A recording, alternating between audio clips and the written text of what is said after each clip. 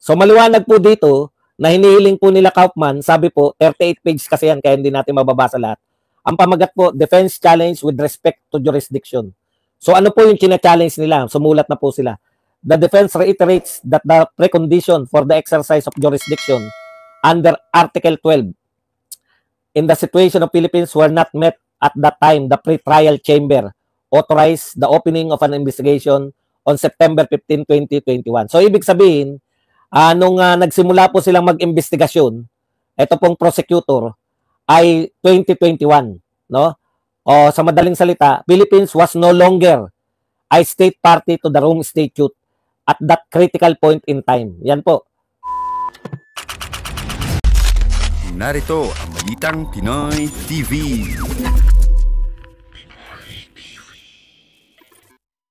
Okay, magandang araw sa ating lahat mga kababayan. Saan man panig kayo ng daigdig naron, dito na naman tayo sa another episode ng ating vlogs, Badong Aratilis po. Pag-uusapan natin ngayon, ito po, no?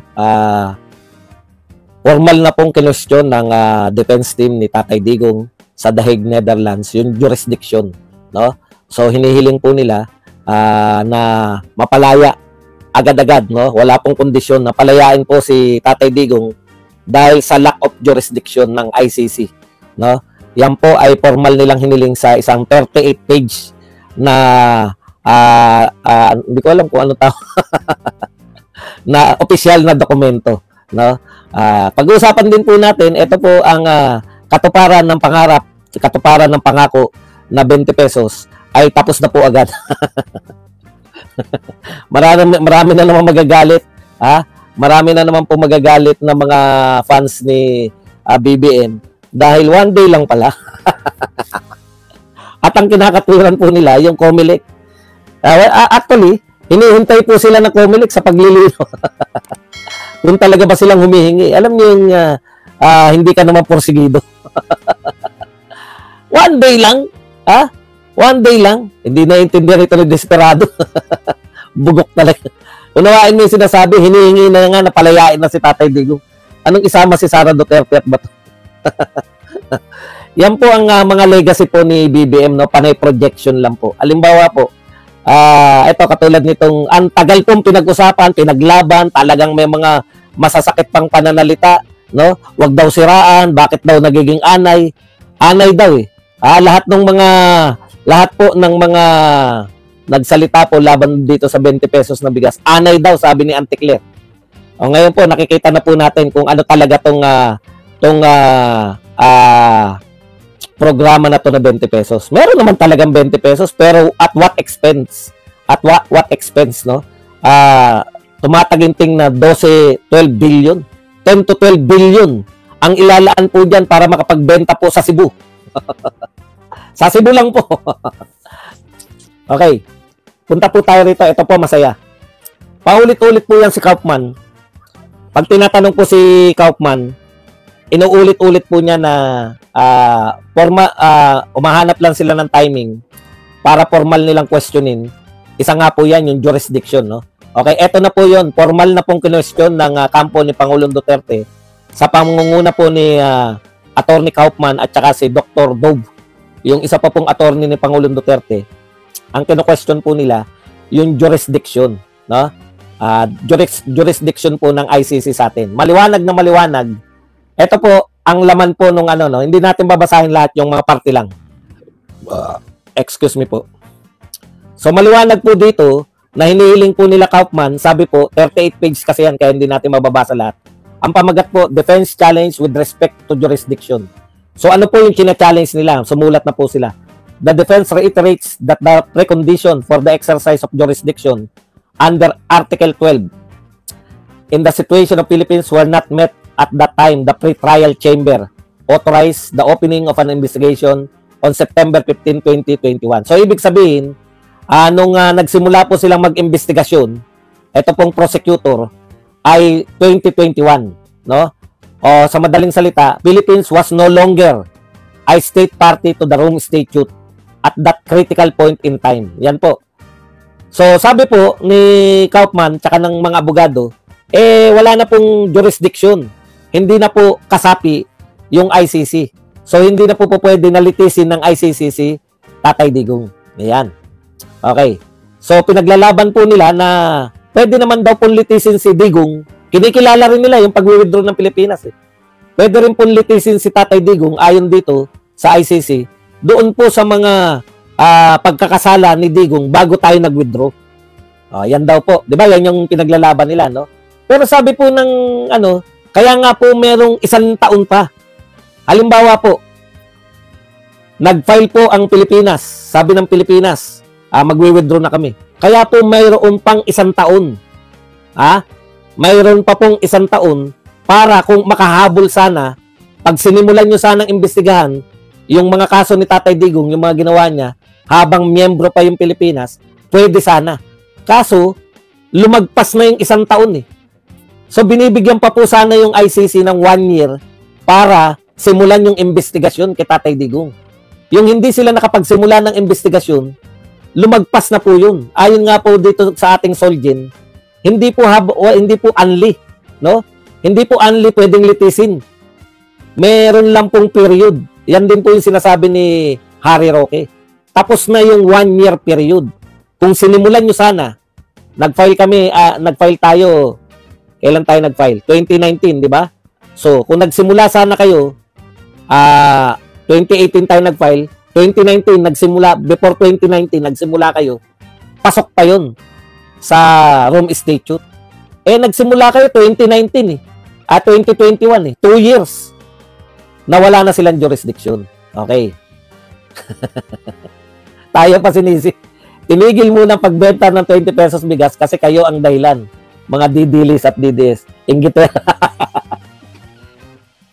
Pag may nainggit mo ba ititigil? Ay, naiinggit sila. Ito proyekto natin, maganda to Pero dahil may naiinggit, itigil muna natin. Marami po naiinggit sa bil ni Tatay Digong Di ba? Marami po naiinggit Ang daming pinapagawa. Ibig ba sabihin, sabi ba ni Tatay Digong, ay, marami naiinggit, itigil muna natin to. Alimbawa, yung pinakasikat na lang, CC Lex. Kilala nyo lahat, taga Cebu. Ay, tigil muna natin to sa kalahati. Kasi naiinggit sila Punta tinigil. Yan po ang pinaka-nakakatawang yan po ang pinaka-nakakatawang katwiran. Pasensya na po kayo kung napuputol ako. Kinakailangan ko lang sagutin Kaya pala pinatigil yung 20 pesos dahil naiinggit kaming mga didilis ang tawag. Ayun pala yun. Ngayon ko lang, pwede pala ipatigil ang gobyerno. Ang magandang proyekto kung may naiinggit. Hay nako. Si Arnitan, sagutin lang po natin to. Maganda tong katanungan niya Bakit hindi nyo mabatikos si Trillanes sa ginawa niya sa Duterte?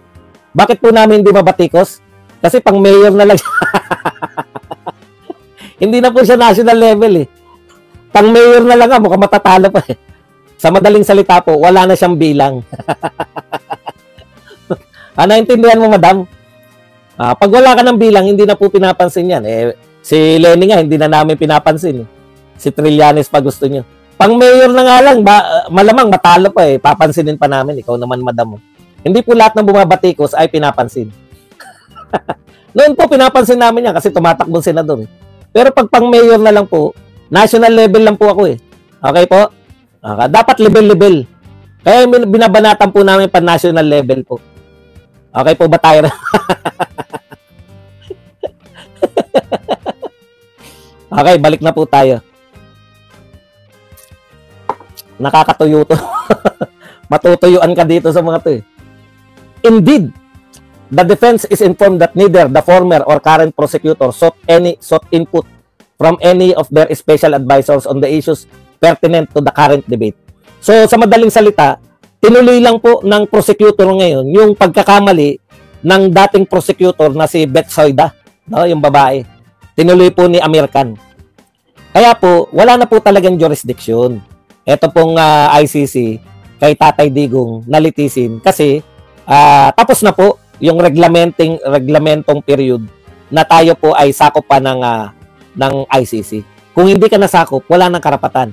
Eto pa, dagdag pa, dapat, pwede pong matuloy lang po yung ano po ang pwede, 'di ba sabi naman ng ICC, pwede naman ituloy yan lalo na kung nakikipag-cooperate, nakikipag-cooperate yung state. Kung nakikipag-cooperate po ay yung presidente, yung voluntary. Kahit wala na pong ugnayan yung ICC, kasi kinikilala ng ICC na wala na ugnayan yung ICC at Pilipinas eh.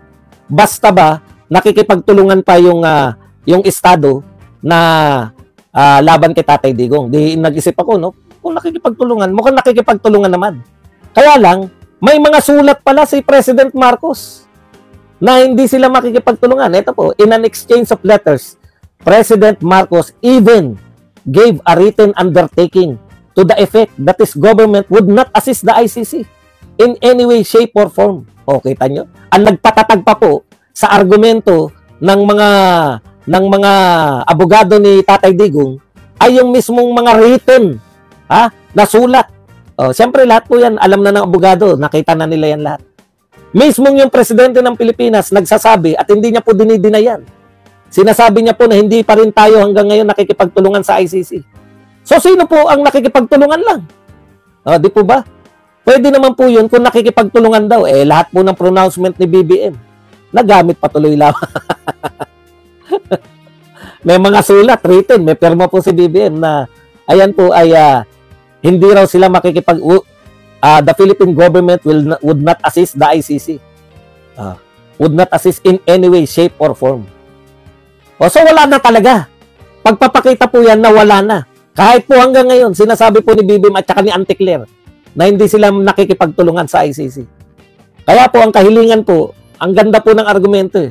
With this, Duterte's team came to conclusion that all procedural steps taken in the situation and subsequently in the case against the former president lack legal foundation and should be nullified and forthwith.